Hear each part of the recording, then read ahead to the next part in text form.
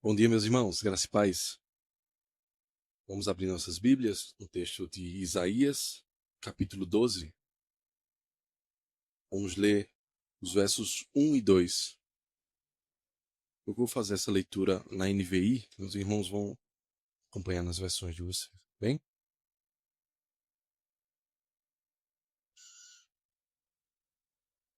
Capítulo 12, versos 1 e 2. Naquele dia você dirá: Eu te louvarei, ó Senhor, pois estavas irado contra mim, mas a tua ira desviou-se, e tu me consolaste. Deus é a minha salvação. Terei confiança e não temerei. O Senhor, sim, o Senhor é a minha força e o meu cântico. Ele é a minha salvação. Oremos ao Senhor. Santo Deus, nós estamos mais uma vez com a palavra aberta diante de Ti, Senhor, clamando por Tua misericórdia, Pai. Somos incapazes de, por nós mesmos, sem o auxílio do Teu Divino Espírito Santo, entender, Senhor, esse texto e aplicá-lo à nossa vida. Nos ajuda, Senhor. Alimenta esse rebanho, Senhor, apesar de mim. Em nome de Jesus, amém. Meus irmãos, meu avô materno, quando era criança, eu tenho essa lembrança, ele sempre gostou de filmes de faroeste. Ele era doido por esses filmes. Western, né? Chamam hoje em dia, que é um nome chique, para significar a mesma coisa. Eu lembro que cheguei a ser influenciado, de certa forma, por esse gosto dele. Eu assistia coisas como Daniel Boone, Trinity, Django, que ele passava o filme todo carregando um caixão, arrastando para cima e para baixo, até que no final a gente descobria que era uma metralhadora que ele carregava ali. Essas coisas saudáveis, né, que os pais deixavam a gente assistir nos anos 90. Lembro de ler, por exemplo, aquela famosa série de quadrinhos do Tex Willer. Até hoje ainda gosto bastante. E enquanto eu meditava nesse texto de Isaías que nós acabamos de ler, uma cena que é bem comum nesse tipo de material, ele sempre me vinha à mente e eu queria compartilhar com os irmãos porque penso que vai nos ajudar na compreensão, na visualização do que está sendo descrito aqui no texto. Vocês sabem quando o vilão ele amarra alguém ali no trilho do trem e aquela pessoa fica ali na iminência de ser atropelado por um trem em alta velocidade, né? Imaginem então a pessoa presa, desesperada ali ouvindo os apitos do trem, sentindo o trilho trepidando ali e inerte, amarrada, sem ter como por si só se livrar daquela situação, só esperando a morte que vinha chegando e vinha chegando bem rápido, rápido como um trem, né? E até que no último instante, então aparece o mocinho ali do filme e ele puxa a alavanca que desvia o trilho, ou melhor ainda, ele atira nela ou puxa com chicote, uma corda, essas coisas exageradas que a gente gosta de ver nos filmes, não é? E de repente, essa pessoa que estava ali esperando a morte, ela se vê livre. E ela fica eufórica, feliz, porque ela viu a morte passar tão de perto. E eu queria que os irmãos guardassem essa cena na imaginação de vocês, porque eu pretendo hoje mostrar como essa figura que nós utilizamos se assemelha com o que é descrito aqui no nosso texto. E, ao mesmo tempo, pontuar algumas diferenças importantes que existem entre os dois, tá bem? Então, no belíssimo livro de Isaías, nós temos uma espécie de resumo do Evangelho, em certo sentido, no sentido de que Isaías expõe o juízo do Senhor com palavras muito duras em alguns capítulos, mas a descrição desses juízos ela é intercalada ali com as doces promessas de um renovo que viria através do Messias para o seu povo, né? Um renovo que viria da raiz de Jessé. Ela era entremeada por essas mensagens de esperança ao seu povo. E a nossa passagem, no capítulo 12, se encontra logo depois de uma dessas promessas do renovo que viria de Jessé para o povo de Deus. E é o que nos diz o capítulo 11, que é o capítulo anterior. O versículo 1 nos fala que um ramo surgirá do tronco de Jessé e um renovo brotará das suas raízes. O restante do capítulo, então, passa a descrever esse reino messiânico que viria para o povo de Deus. Esse reino messiânico que deveria ser esperado. E nós temos aqui no capítulo 12, então, um cântico. um louvor a Deus que é aqui apresentado. É o povo de Deus cantando pela consumação dessa promessa. O texto começa com naquele dia, que dia? O dia em que o renovo surgirá do ramo de Jessé, você dirá. Então se inicia esse cântico que relata o cumprimento dessa promessa. O renovo brotou do ramo de Jessé. Segundo Lutero, esse cântico aqui também apresenta uma resposta litúrgica à verdade que vinha sendo dita pelo profeta nos capítulos anteriores. É a resposta adequada a tudo que vinha sendo profetizado por ele. Bom, hoje nós vamos focar nos 2 primeiros versículos e nós vamos nos debruçar sobre a motivação e sobre o conteúdo desse louvor. E nesse processo também nós vamos nos deparar e nós vamos tratar de velhas verdades que são há muito conhecidas, mas que precisam sempre ser relembradas e sempre pregadas ao nosso coração, tá bem? Então vamos ao texto, vamos ao verso 1. Vamos ler a primeira parte desse versículo. Naquele dia você dirá, eu te louvarei, ó Senhor, pois estavas irado contra mim. Bem? Então, diante desse juízo que vinha sendo profetizado por Isaías nos capítulos anteriores, não há alternativa a não ser reconhecer que a ira de Deus era iminente. O Senhor falou pela boca do profeta, então a ira é uma realidade.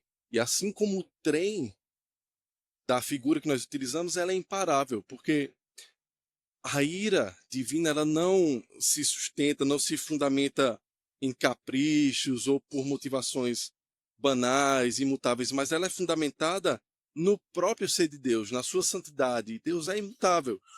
Então, a justa ira de Deus, ela é a resposta de um Deus santo à sujeira do pecado. Então, Deus não podia simplesmente puxar o freio, né? Não podia simplesmente deixar o pecado impune. Um Deus santo não poderia fazer isso. O pecado não poderia simplesmente ser deixado de lado. Ele não pode ser condescendente com o pecado, né? Chamar o pecador e não, tudo bem, não é tão ruim assim, não é? De forma que esse trem segue então o seu curso. A ira divina é real e ela é imparável. Então, em primeiro lugar, o canto que sai da boca do povo de Deus, ele se inicia por reconhecer a realidade dessa ira divina. Reconhecer que ela virá. Mas não só isso. Se inicia também por reconhecer que ela é justa. Que é isso que de fato nos é devido. Nós somos merecedores dessa ira que viria.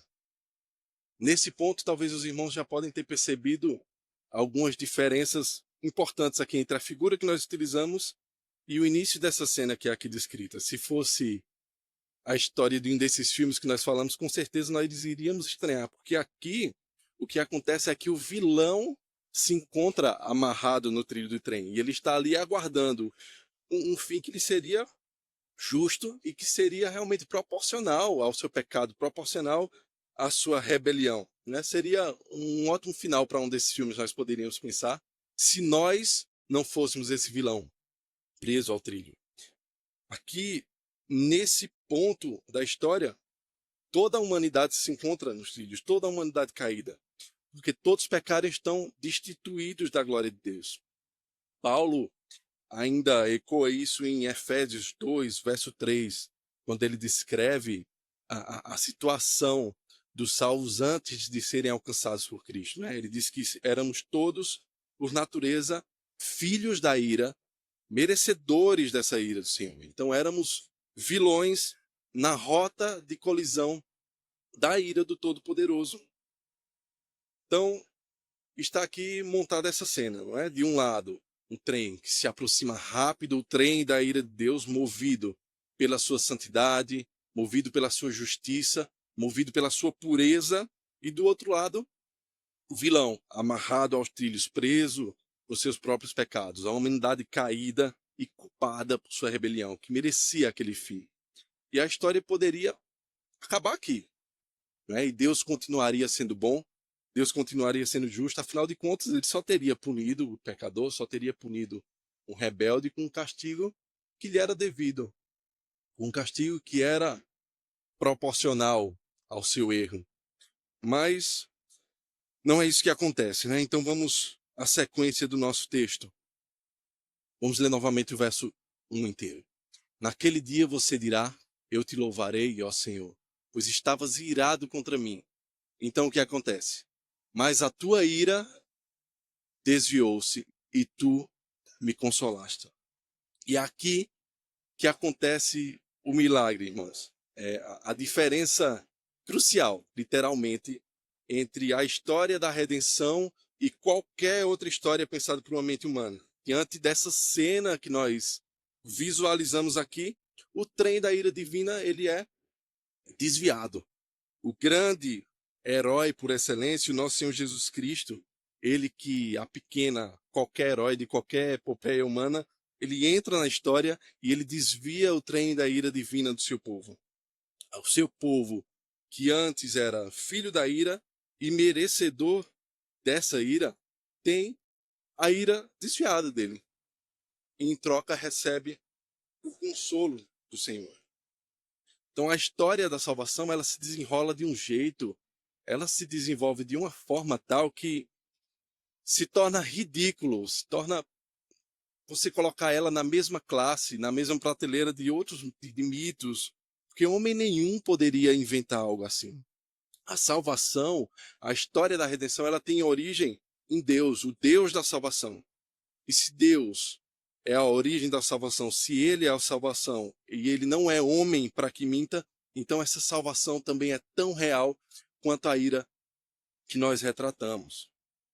Então, a ira é desviada do povo de Deus e não somente desviada e esquecida. Nós falamos que isso não poderia ocorrer, né? A justiça e a santidade de Deus, ela exige reparação pelo pecado. Algo diferente disso seria Deus duelando com seu próprio caráter. E ele não faz isso, irmãos. A misericórdia de Deus e a sua justiça, elas não colidem, elas caminham juntas.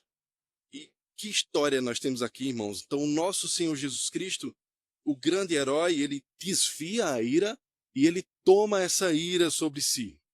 O que era nosso, que nos era cabido, a nossa justa pena que nós deveríamos receber, é tomada pelo nosso Senhor Jesus Cristo. Então, o trem da ira divina segue em direção a ele. Ele é atropelado por ele, ele é moído pelas iniquidades do seu povo. Então, reerguidos do trilho, o povo de Deus, a igreja, ela canta, ela responde com canto. Canta porque viu a justa ira de Deus ser desviada e ser desviada sobre Cristo, seu Salvador, ser levada sobre ele. Canta porque no lugar da ira, da punição merecida, agora eles recebem consolo da parte do próprio Deus. O canto da igreja, ele reconhece a realidade e a justiça da ira de Deus, foi o que nós falamos a princípio, mas ele brota também da alegria de ver a sua pena cumprida em Cristo Jesus. Ver essa mudança de status, essa mudança de situação, que no lugar da ira se recebe consolo por parte de Deus. E essa alegria, irmãos, ela repousa na confiança da suficiência dessa obra de Cristo para desviar de nós a ira de Deus e nos acolher então no seu consolo.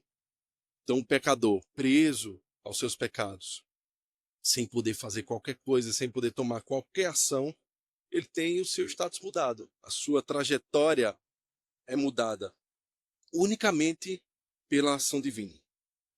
Nós saímos da culpa para a gratidão, do medo para a confiança, da morte para a vida, e nós deixamos de esperar a ira divina que viria para receber o consolo da parte do próprio Deus. Vamos ao verso 2?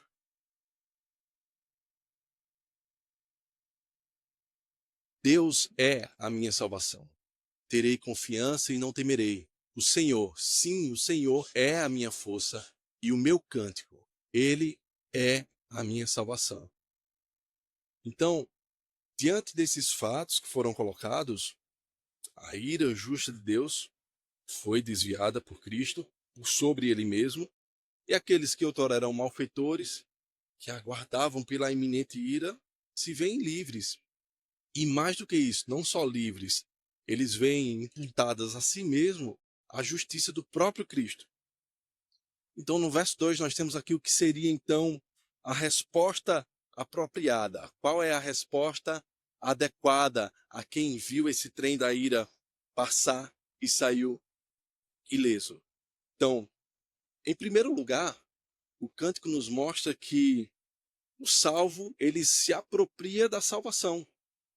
Ele se apropria desses fatos como uma verdade absoluta. E não só isso, ele se apropria do Salvador. Deus é a minha salvação, o profeta diz.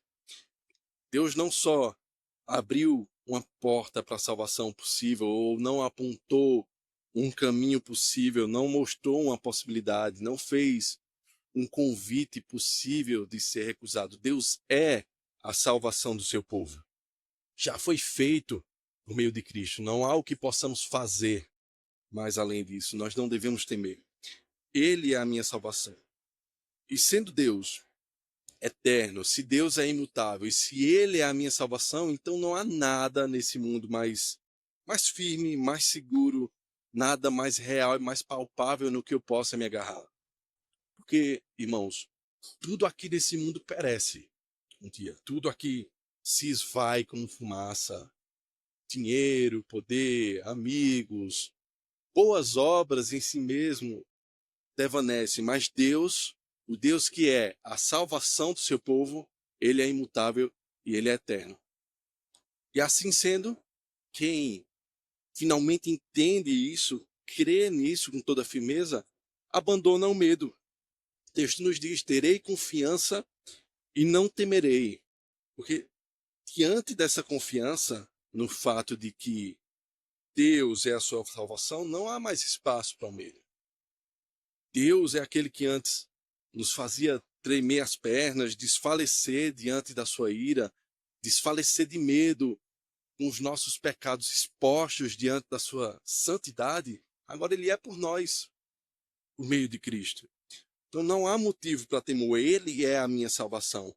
Ele é a minha força e ele é o meu cântico. Então o cântico do povo de Deus é como um monumento a essa graça, um monumento a essa salvação, a esse livramento tão grandioso.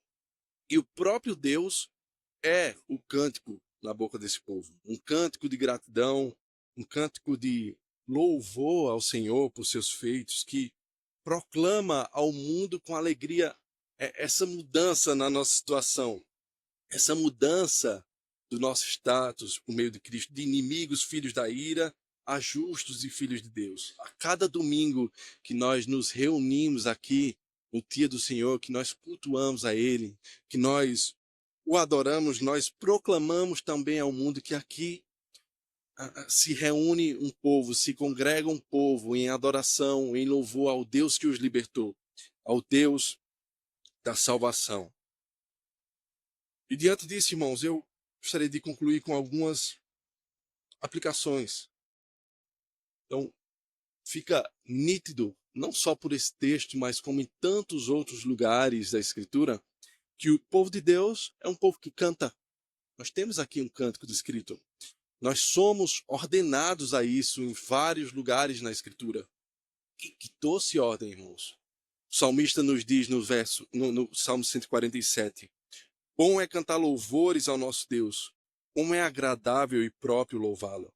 É o que nos diz o salmista e, de fato, é bom, é agradável estarmos juntos cantando louvores ao Senhor. Contudo, o canto congregacional muitas vezes tem parecido um peso para alguns irmãos, tem parecido um momento enfadonho, que desânimo, que frieza por tantas vezes. Vamos pensar novamente na cena do trem, irmãos. Se fôssemos nós naquela situação, com que alegria nós nos colocaríamos de pé? Talvez nós cantássemos de alegria, não é? Com que euforia, em que alívio nós nos sentiríamos, né? E nós fomos libertos de um perigo infinitamente maior quando o Senhor desvia de nós a sua ira por meio de Cristo. Melhor seria ser transpassado por infinitudes de trens num trilho do que cair nas mãos de um Deus irado, irmãos. Nós cremos nisso, nós temos noção da desgraça da qual nós fomos salvos quando o Senhor desvia de nós a sua ira. O nosso canto tem demonstrado que nós cremos nisso. Como nós somos apáticos, irmãos, tantas vezes no canto ao Senhor. O canto da igreja, ele precisa ser ouvido. Homens, meus irmãos, o seu canto, ele precisa ser ouvido no meio da congregação. Muitos de nós, às vezes, emudecem no momento de cantar ao Senhor, né? Que não é viril o suficiente cantar louvores ao Senhor? Homens, mulheres, crianças, velhos, jovens, todos cantando louvores ao seu Salvador, reunidos, juntos. O canto da igreja, ele é belíssimo, irmãos, ele é incomparável. Vamos, segunda aplicação, irmãos. Assim como no texto de Isaías, irmãos, no contexto do culto, nesse diálogo que acontece entre Deus e o seu povo no dia do Senhor, o canto ele tem também uma função de uma resposta litúrgica às verdades da Escritura que vêm sendo proclamadas, lidas e oradas no nosso serviço ao Senhor. Nós respondemos a Ele com louvor, como é devido. Então, o momento do canto congregacional não é um período de tolerância ali para chegar um pouquinho atrasado, né? Acontece uma vez e a gente diz, eita, vou me atrasar, mas a gente chega para a pregação e aí acaba acontecendo uma segunda vez, chega no meio do louvor e acontece uma terceira e acaba virando costume. Também não é uma hora de um intervalo ali para a gente conseguir trocar uma ideia com o irmão que está do lado. É bom ter comunhão, mas é melhor que seja depois do culto. Então, não é esse momento, não é um momento para resolver alguma pendência. É claro que nós precisamos, irmãos, ter a sensibilidade de entender o contexto de alguns irmãos. Alguns irmãos, por exemplo, têm crianças pequenas, precisam lidar com uma demanda urgente ali, ou estão envolvidos com a estrutura, acomodando os irmãos nas cadeiras, ou cuidando do som, enfim. Essa não é a questão. A questão é que o momento do canto da igreja é culto ao Senhor. É adoração prestada ao Senhor como em qualquer momento do culto solene. E como nós temos feito isso, então, irmãos? Nós temos sido zelosos com o culto ao Senhor, tomando isso em consideração? Vamos à terceira aplicação. O canto congregacional, ele parte de corações convertidos. Claro que no nosso meio nós podemos ter pessoas não convertidas.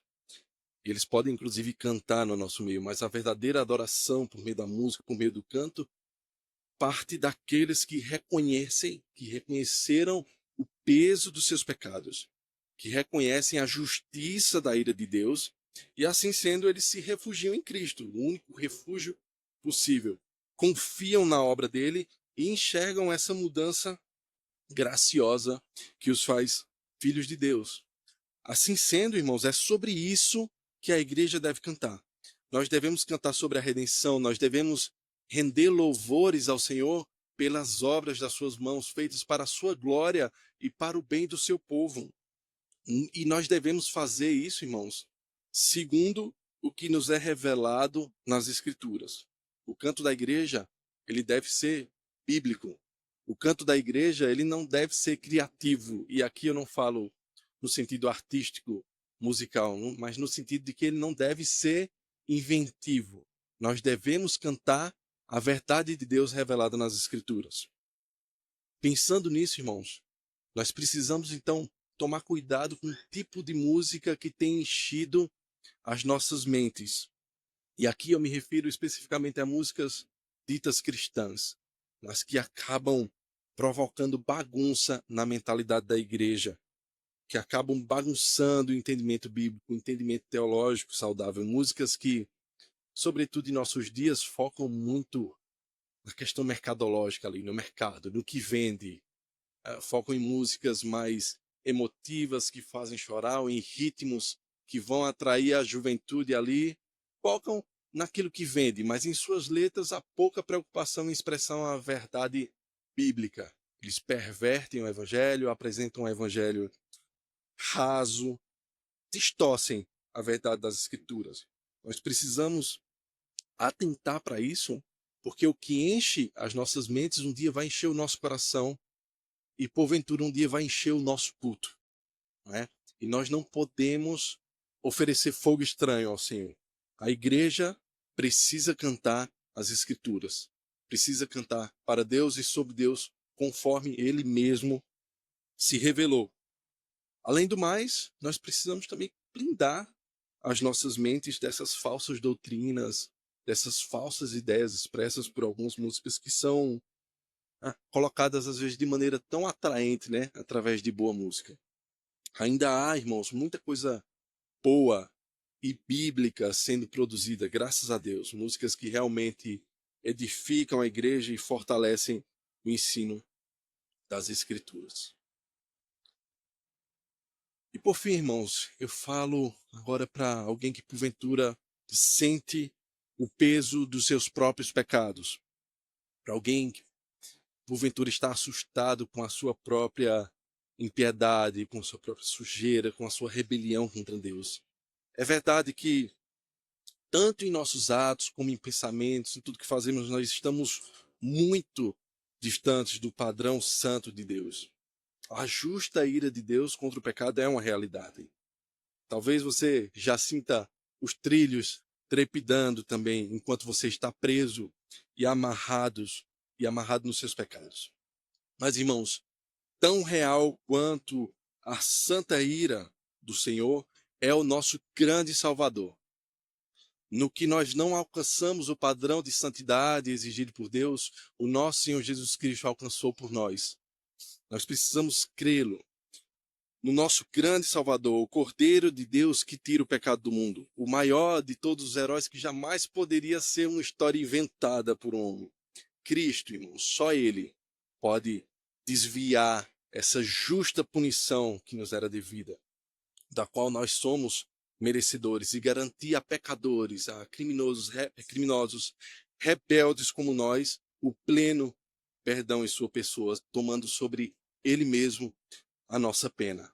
Então, creia nisso, confesse diante dele os seus pecados, entenda a urgência disso, confiando nele, o nosso resgatador. Então, cantem e o adorem junto conosco, porque Deus estava irado conosco, mas a sua ira desviou-se e nós fomos consolados. Ele é a nossa salvação. Oremos ao Senhor. Santo Deus, nós te agradecemos, Pai, porque diante da nossa limitação, diante da nossa apatia, diante da nossa dificuldade em te prestar o culto da forma que é devida, Senhor, em Cristo tu recebe, Pai. Obrigado, Senhor, porque o Senhor é benevolente com as nossas falhas. Nos ajuda, Senhor, a prestar melhor culto a Ti, Senhor, a cantar louvores bíblicos, Senhor, da maneira que Te é devida, Senhor, com um vigor que é devido, Pai. Em nome de Jesus, amém.